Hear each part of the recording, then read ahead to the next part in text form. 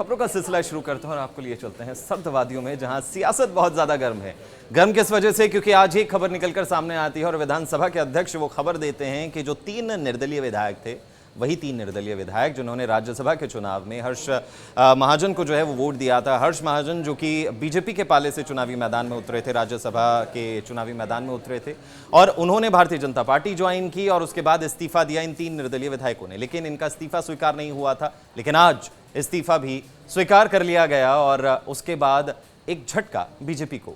अब सवाल ये दिमाग में आपके जरूर आ रहा होगा कि आखिर ऐसा कैसे कि बीजेपी की पार्टी में गए हैं तो ये चुनावी झटका उन्हें बीजेपी को कैसे लग सकता है?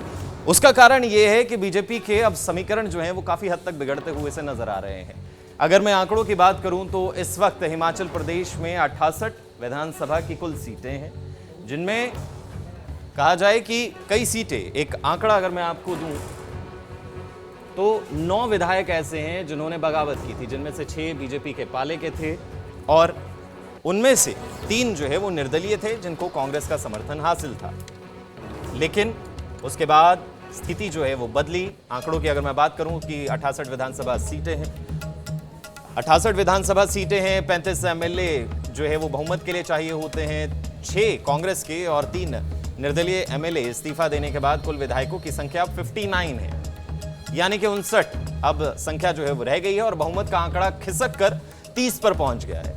राज्य में कांग्रेस के पास अब जो है वो 34 सीटें हैं, जबकि भाजपा के पास 25 हैं। और वो बयान आपने कई बार सुना होगा, जयराम ठाकुर लगातार ये कहते रहे कि जो सुक्खू सरकार है वो कुछ दिन की ही मेहमान है। ये सीटों का आंकड़ा अभी आपकी स्क्रीन पर जो वो चल रहा है, कुल 68 सीटें हैं, अभी के जो विधायक हैं वो 59 है, 59 विधायक हैं, कांग्रेस के पाले में 34 और भाजपा के पाले में 25 हैं। लेकिन अब सवाल ये है कि अगर सत्ता बीजेपी जो है वो 6 सीटें जिस पर वो जीतने का दावा कर रही है, जिस पर बाय इलेक्शन हो रहे हैं, अगर वो 6 सीटें जीतती भी है तो क्या उसके बाद वो सरकार बना पाएगी? सवाल ये है। तो चलिए पठानिया ने क्या कुछ कहा विधानसभा अध्यक्ष ने, आइए वो भी आपको सुनाते हैं। दोनों के ही निष्कर्ष सेम है।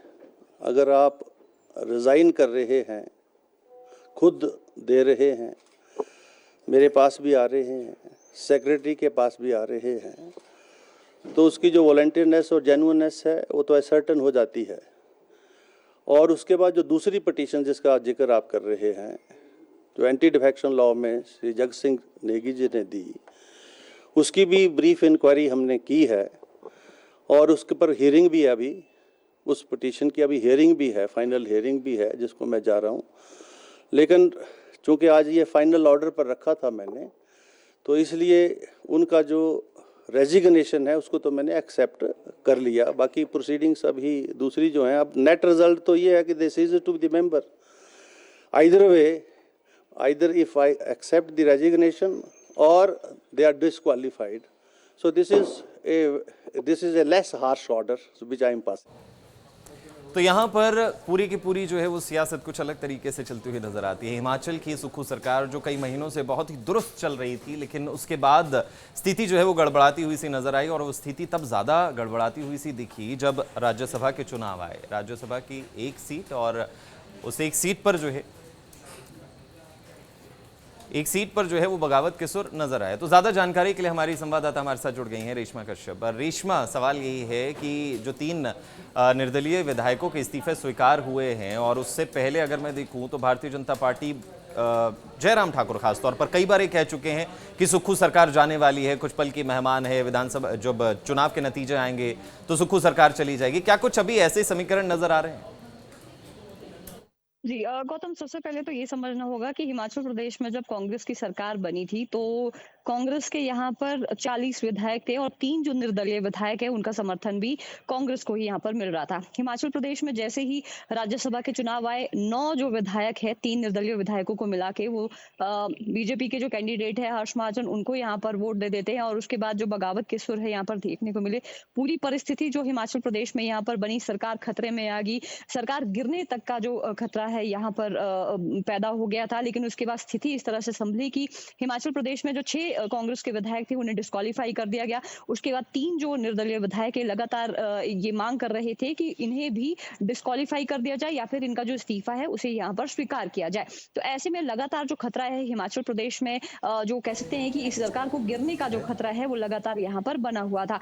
लोकसभा चुनाव के साथ साथ बाई इलेक्शन ये क्यों यहाँ पर जरूरी थे, क्योंकि आपने देखा भी होगा कि लगातार हिमाचल प्रदेश में जब भी चुनाव प्रचार होता था, चाहे राज्य के नेता हों, चाहे केंद्र के जो स्टार प्रचारक हिमाचल आ रहे थे, ये अपने प्रत्याशियों के लिए तो वोट मांग ही रहे थे, लेकिन साथ में ये चीज भी जरूर कही जा रही थी कि हिमाचल प्रदेश में जो कांग्रेस सरकार है वो कुछ ही समय की यहाँ पर रह गई है और लोकसभा चुनाव के बाद बड़ा जो परिवर्तन है हिमाचल प्रदेश सरकार में यहाँ पर देखने को मिलेगा। तो ऐसे में तमाम जो परिस्थितियां बनी हुई थी, लगातार प्रदेश सरकार को जो खतरा बना हुआ था, उस बीच में हम कह सकते हैं कि पिछले कल यहाँ पर मतदान हुआ है, यानी कि 1 तारीख को यहाँ पर मतदान हुआ है, 4 तारीख को मतगणना होनी है। उस बीच में एक और हम कह सकते हैं फैसला यहाँ पर एक बड़ा जो सियासी भूचाल यहाँ पर आया है कि 3 निर्दलीय विधायकों का जो इस्तीफा है वो भी यहाँ पर स्वीकार कर लिया जाता है।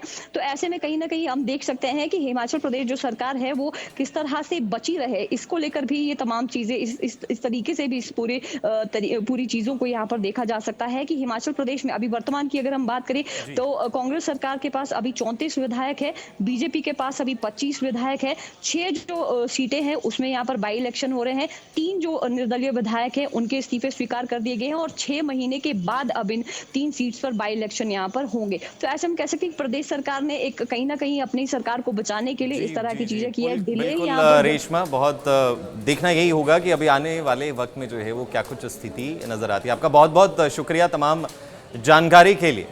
तो ये जो सीटों का गणित है, जरा आपको थोड़ा सा और विस्तार से, थोड़ा सा और सलीके से जो है वो समझाते हैं, क्योंकि रेशमा ने बहुत बेहतर तरीके से जो है वो आपको तमाम जानकारियां दी। थोड़ा सा और सलीके से ये जानकारी जो है वो आप तक पहुंचाते हैं।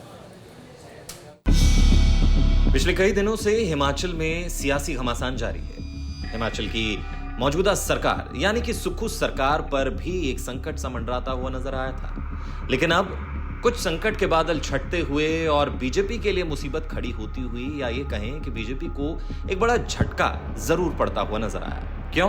क्योंकि हिमाचल के विधानसभा स्पीकर यानी कि कुलदीप सिंह पठानिया ने 3 निर्दलीय विधायकों के इस्तीफे को मंजूर कर लिया।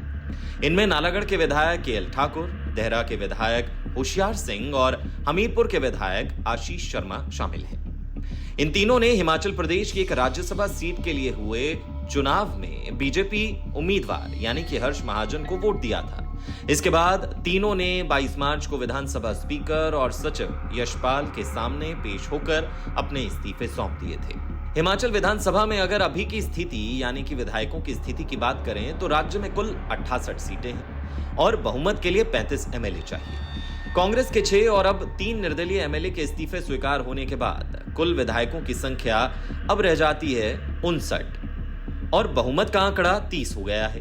राज्य में कांग्रेस के पास इस समय 34 और भाजपा के पास 25 विधायक हैं। कांग्रेस के 6 विधायकों के इस्तीफे के बाद खाली हुई सीटों पर 1 जून को लोकसभा चुनाव के साथ उपचुनाव हो चुका है। इनका रिजल्ट 4 जून को आएगा। इन 6 सीटों का रिजल्ट आने के बाद कुल विधायकों की संख्या 65 हो जाएगी। अब बहुमत का आंकड़ा 33 रहेगा। कांग्रेस के मौजूदा विधायकों की संख्या इससे अभी भी एक ज्यादा है, यानी जयराम ठाकुर जो कई बार कह चुके हैं कि कांग्रेस की सरकार यानी सुक्खू सरकार कुछ पलों की मेहमान है, वो दावा पूरा होता हुआ सा नजर नहीं आ रहा है। तो अब देखना दिलचस्प ये है कि आगे होता है क्या।